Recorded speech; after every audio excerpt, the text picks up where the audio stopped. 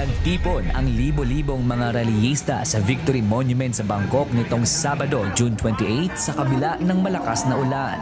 Nananawagan ang mga ito na magbitiw na sa pwesto si Prime Minister Paetongtarn Shinawatra. Ito'y bunsod ng kontrobersyang pakikipag-usap ng punong ministro sa telepono kay Hun Sen na tinawag pa nitong uncle at nang punahin ang isang Thai military commander sa gitna ng tensyon sa border ng Thailand at Cambodia. Sa kabila ng paghingi ng paumanhin ng Thai leader at nilinaw na bahagi lamang iyon ng kanyang negotiation technique, hindi pa rin ito tinanggap ng publiko. Samantala, kinumpirma ni Hun Sen na siya mismo ang nagbahagi ng audio recording sa 80 politiko at isa umano sa mga ito ang nagpakalat sa publiko. Pinost din ni Hun Sen ang buong 17 minutong pag-uusap nila ng Thai leaders sa kanyang Facebook page.